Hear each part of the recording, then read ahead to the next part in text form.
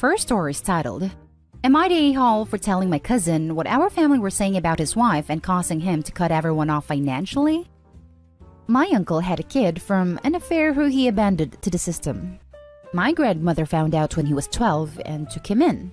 This was a huge scandal, not only our family but also our social circle, because everyone is all about appearances and protecting the family legacy.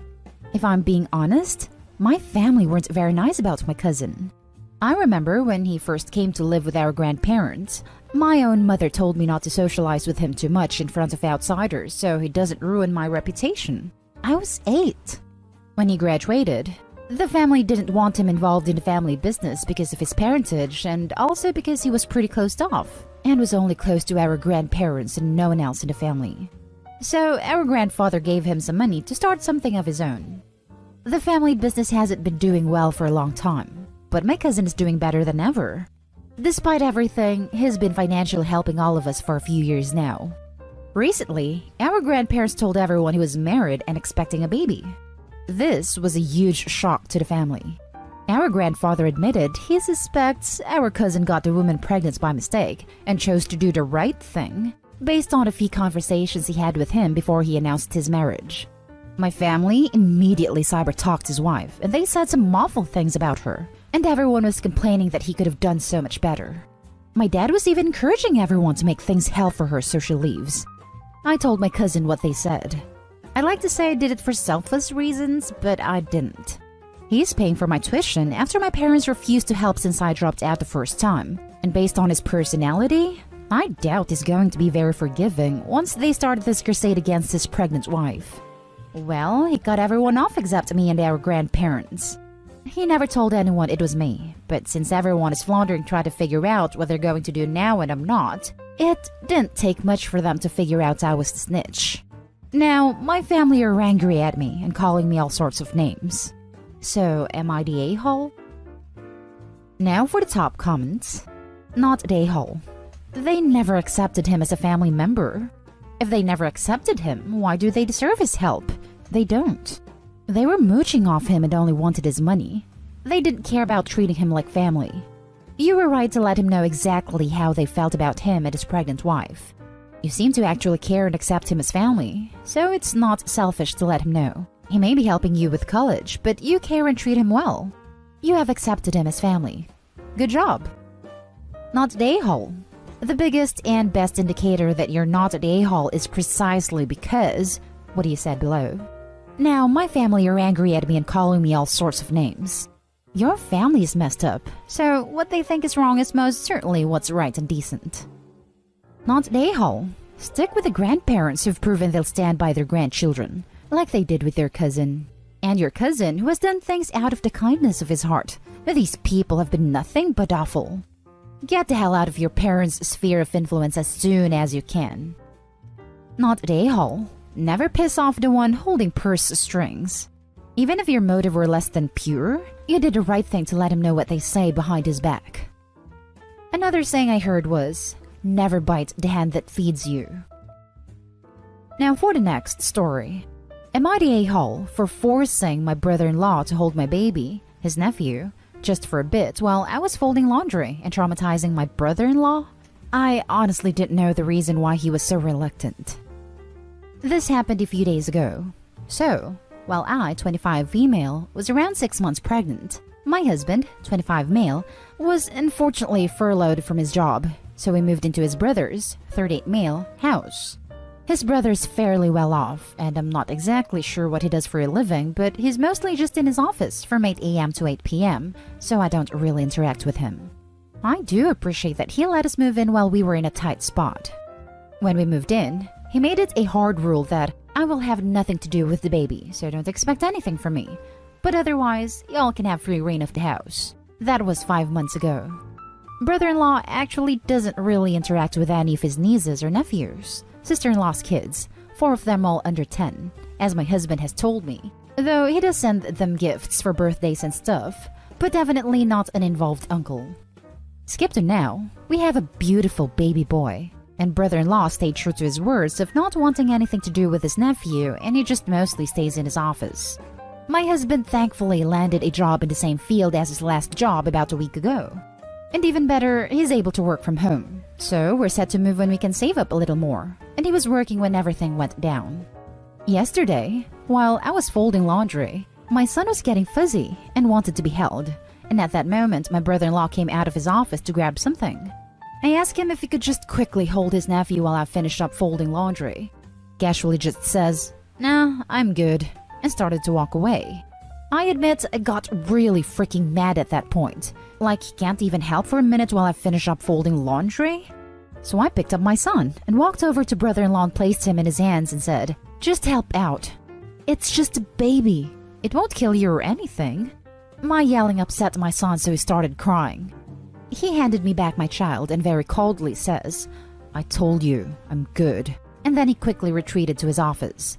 I was left really confused. Then my husband came out of the room he was working in to see what all the commotion was about. I explained what happened, and he just starts freaking out and said I shouldn't have done that. And he goes off to talk to his brother. My husband is now demanding I apologize to brother-in-law and explained something no one has ever told me. Apparently, brother-in-law had a wife 10 years ago who passed during childbirth, and the child later passed due to other complications, and brother-in-law never really got over it. My heart sank. I asked why I was never told this, and all he said is, "My brother's a very private guy, and it wasn't any of your business knowing his past. Please just apologize to him." But I wasn't able to. He has yet to come out of his office or room, and my husband just leaves food at brother-in-law's door. So I want some outside perspective. Am I the a-hole for forcing my brother-in-law to hold his nephew but accidentally opened a pretty bad scar? Now for the top comments. Laughing my butt off. OP. Is it homeless because brother-in-law was being kind and gracious? Brother-in-law, I just have one boundary. Keep your baby away from me. OP. Gets pissy and forces brother-in-law to hold the baby. Husband, you should apologize for breaking boundaries and picking fights with a man who is keeping a roof over our heads. OP. Shocked Pikachu face. Yeah, you're the a-hole. Not everyone feels comfortable with kids. You already got a freaking house from the guy. You owe him, not the other way around. This is some Greek mythology gourmet stuff. Like, did OP never read legends and myths? When a dude does something benevolent with a strange yet non-harmful boundary, you keep that boundary. No means no. You're the a-hole.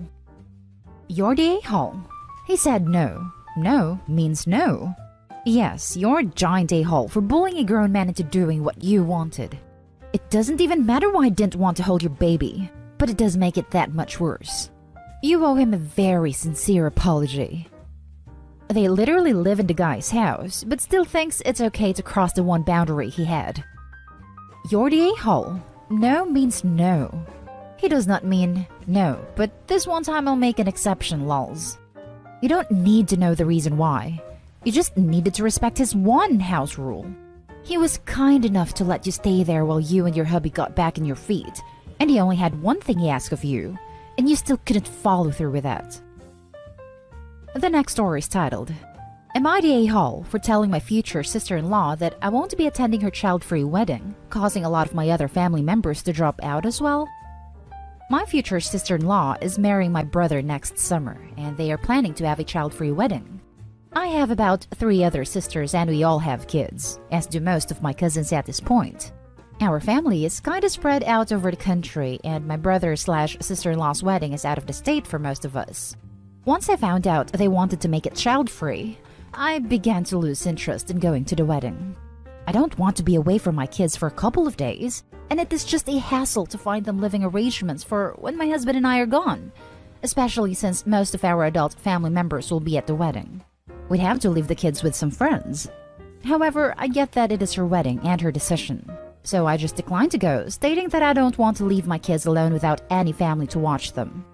After I dropped out, my other sisters got the courage to drop out as well, as they also have toddlers they didn't want to leave behind for a couple of days. Then, my cousins began declining to come as well. Now, it has become a huge deal in the family and caused a lot of drama. My brother has called me and yelled at me, saying that I was the one who caused all the problems. I was firm when I told him I wasn't going to his wedding unless I could bring my kids, and that all our sisters/cousins pretty much felt the same way. My parents, who are paying for half of their wedding, are also pissed that so many family members on our side aren't coming. They were already somewhat against the idea of a child-free wedding in the first place, and have now started pressuring sister-in-law to not make it child-free. My sister-in-law refuses to meet in the middle, and says the wedding will remain child-free, but she's also mad at all of us for not coming. She also still expects my parents to help pay for it, which I doubt they'll do at this point. Lol. I'm fine with her having a child-free wedding. I just don't want to be part of it if it means being away from my kids for days. Am I the a-hole? Edit. People keep asking why I'm mostly talking about my sister-in-law and not my brother in the post. I know for a fact my brother was okay with having kids at the wedding. It's the norm in our family, and he loves his nieces/nephews. It's my sister-in-law who wants this to be a child-free thing against the wishes of like 95% of our family and still have my parents foot the bill. My brother's just supporting her to make her happy. Edit. She has an entire 4-day itinerary planned with like 6 events that she expects to all be child-free. Are all of us with toddlers and kids supposed to swing back and forth from hiding our kids in hotels with random sitters to all the wedding activities just to keep my psycho sister-in-law happy? And then pay for it because she sure as hell won't, since our kids are our problems, as she stated to my face. You're the a-hole because you don't seem to know what meet in the middle means. She wants her wedding to be child-free. You want her wedding to not be child-free. You think she won't meet in the middle because she's not changing to what you want. It's super common to have group babysitting at the hotel. All your siblings/cousins can pool resources and get a few people to stay a few hours at the hotel and watch the kids. Maybe even have your parents pay for it as part of the wedding fees. If you don't want to go, don't go. But it doesn't seem like you're trying to actually work something out. Yeah, I don't get how child-free wedding translates into I'd have to leave the kids at home. And if OP is going to complain about spending money to bring kids to the location, they'd have to spend that money if the kids were invited. There's really barely any difference. Everyone brings their kids. A couple of cousins or family friends take turns with childcare while the rest go to the wedding. Trust me, as a kid, I hated having to go to weddings. Hanging out at a hotel pool would be so much more appealing to me. Not the a-hole. People are entitled to a child-free wedding, but they also have to understand that it's not going to be realistic for most people to leave their kids for days, especially young ones. This should have been an anticipated consequence of a child-free wedding. Your sister-in-law shouldn't have to change her child-free wedding, but she also doesn't get to be mad at out-of-state parents for not coming. I can't believe I had to scroll so far to find this comment. An invitation isn't a summon. If not taking your young children isn't a viable option, then you're fully allowed to decline. Not the a-hole. You're the a-hole.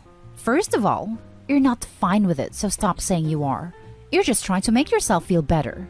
Second, you've now orchestrated a full-on boycott of her wedding, whether intended or not, and you seem to think it's funny.